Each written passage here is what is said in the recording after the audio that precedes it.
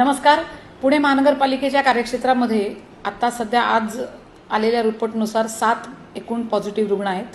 त्यातला आज जो रुग्ण सापडला आहे तो डहाणूकर कॉलनी या एरियातला आहे. तर आमची संपूर्ण टीम कीटक प्रतिबंधक विभागाची त्या एरियामध्ये ऑलरेडी गेलेली आहे. तिथे डासांच्या ज्या कॉलनीज आहेत ते सगळ्या निर्मूलन करण्याचं काम सुरू आहे. त्याच्यामध्ये स्प्रेइंग आहे, इन्सेक्टिसाइड स्प्रेइंग आणि इंडोर फॉगिंग. ते इंडोर फॉगिंग आपण जनरली करत नाही, घराच्या आत आपण का करतो तर ह्या डासाची 2 वैशिष्ट्य आहेत. एडिस इजिप्टाय डास सगळ्यांना माहिती आहे. डेंग्यू, चिकनगुनिया ह्या व्हायरसेसचा प्रसार पण एडिस इजिप्टाय ह्या डासानेच होतो. ह्या डासाचं वैशिष्ट्य 2 आहेत की ते दिवसा चावतात आणि दुसरं म्हणजे त्यांना खूप छोट्यात कमीत कमी पाणी 2 ते 5 ml पाणीसुद्धा स्थिर जर का मिळालं तर ह्या पाण्यामध्ये ह्या डासाची मादी अंडी घालू शकते. त्यामुळे हे एवढं पाणी आपल्या घरामध्ये सुद्धा डासांना मिळू शकतं. घरामध्ये आपल्या फ्लॉवर पॉट असतात, नंतर छोट्या छोट्या कुंड्या असतात, कुंड्यांच्या खाली प्लेट असतात, त्यात पाणी साठतं.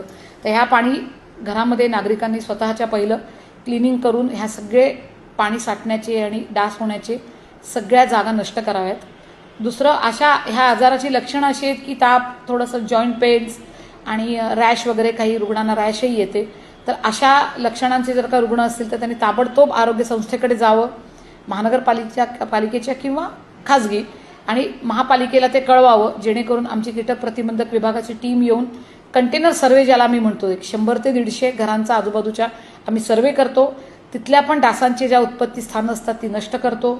आणि तिथे जर काही सस्पेक्ट रुग्ण असतील, संशयित किंवा सिम्प्टमॅटिक असतील, लक्षणं असलेले, तर त्यांना आम्ही त्यांचे ब्लड सॅम्पल्स आम्ही NIVला पाठवतो. नॅशनल इन्स्टिट्यूट ऑफ व्हायरॉलॉजी जी आहे ती अधिकृत संस्था आहे जिथून आम्हाला रिपोर्ट येतो ह्या पॉझिटिव्ह पेशंटचा. झिका ह्या व्हायरसचा वाहक म्हणून एडिस इजिप्टाय हा डास काम करतो. तेव्हा माझं नागरिकांना सर्वांना हीच विनंती राहील की घाबरून न जाता फक्त डास निर्मूलनासाठी आपण नेहमी जे काय करतो की रेपेलंट लावणे, मच्छरदाणीमध्ये झोपणे किंवा अंगाला क्रीम लावणे, हे सगळ्या गोष्टी नागरिकांनी कराव्यात. विशेषतः प्रेग्नंट लेडीजनी जरा लक्ष द्यावं झिकाकडे, कारण का काही व्हेरियंट जे आहेत या व्हायरसचे त्यांच्यामुळे गर्भाला थोडंसं इजा पोहोचू शकते. काही आजार आहेत मायक्रोसेफॅलीसारखे, ते आजार होण्याची शक्यता सांगितली गेली आहे. त्यामुळे त्यांनी थोडंसं ॲनॉमली स्कॅनकडे लक्ष द्यावं. 16 आठवडे, 20 आठवडे, ज्या आठवड्यात झाला आहे आजार तर त्यात त्यांनी ॲनॉमली स्कॅन करून घ्यावेत सोनोग्राफीचे, की ज्या की बाळ सुदृढ आहे की नाही ते बघता येईल. आणि सर्व जे पेशंट 7च्या 7 आहेत प्रेझेंटली ते सगळे OPD स्तरावरच ट्रीटमेंट घेत आहेत. म्हणजे कुठे कोण ॲडमिट वगैरे नाही आहे, म्हणजे त्यांना आंतररुग्ण सेवेची काही गरज पडलेली नाही आहे. ते डॉक्टरांच्या आम्ही संपर्कात आहोत, त्या पेशंटच्या आम्ही संपर्कात आहोत आणि आमची कीटक प्रतिबंधक विभागाची टीमसुद्धा काम करते.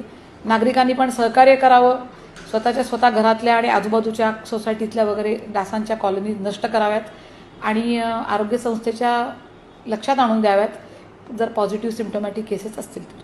आता पहिल्यांदा एरंडवणा एरियातला जो पहिला रुग्ण सापडला तर त्यांच्या आसपासच्या एरियातले आम्ही संशयितांचे एकूण 12 नमुने पाठवले होते.